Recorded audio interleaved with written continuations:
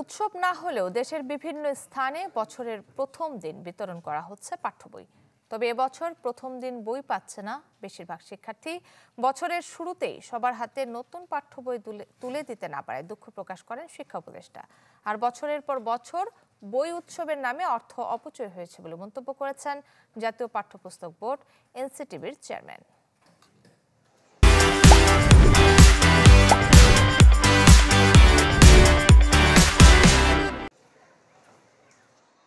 বছরের শুরুর দিনে প্রায় সব বিদ্যালয়েই অল্প কিছু পাঠ্য বই এসে পৌঁছেছে, যা বাংলা, গণিত ও ইংরেজি বিষয়ের।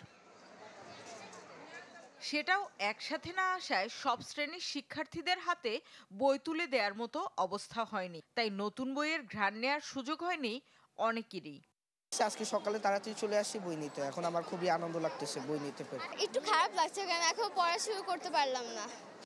কবে মিলবে পাঠ্য বই, কিভাবে চলবে লেখাপড়া, সেসব নিয়ে চিন্তায় অভিভাবকরা। অবশ্য শিক্ষকদের আশ্বাস, হার্ড কপি না মিললেও অনলাইন ভার্সন চলে আসায় ঠিকঠাক চলবে পাঠদান। বইটা আগে দিলে আমার মনে হয় খুবই ভালো হয়। ছেলেমেয়েরা ওই দুষ্টামিটা করতে না, ওইটার উপরই নজরটা রাখে। যেহেতু আজকে প্রথম শুরু হলো, আজকের উদ্বোধনী ক্লাস, আজকে একটা সাধারণ ধারণা দিলাম, আগামীকাল থেকে আমরা ইনশাল্লাহ ফুল সুইংয়ে ক্লাস করতে পারবো। গত 1 সেপ্টেম্বর নতুন শিক্ষাক্রম বাদ দিয়ে 2012 সালের শিক্ষাক্রমে ফেরার ঘোষণা আসে। বাড়ে বইয়ের সংখ্যাও। পাঠ্য বই ছাপানোর আগের কার্যাদেশ বাতিল করে শুরু হয় নতুন প্রক্রিয়া। 441টি বই আসে সংশোধন পরিমার্জন।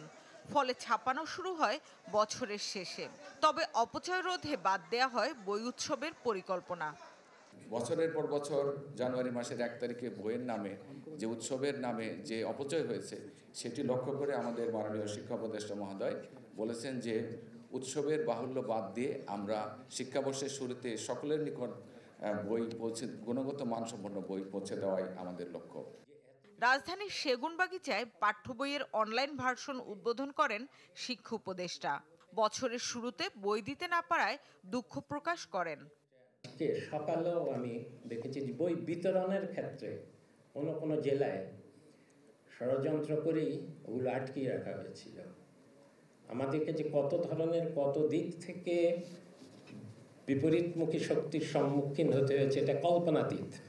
বলেন, একটা যুদ্ধের মতো অবস্থা ছিল। তবুও গোয়েন্দা সংস্থা আর বৈষম্য বিরোধী ছাত্র আন্দোলনের সহায়তা পাওয়ায় সহজ হয়েছে মান পর্যবেক্ষণ। শামীমা সুলতানা, চ্যানেল 24, ঢাকা।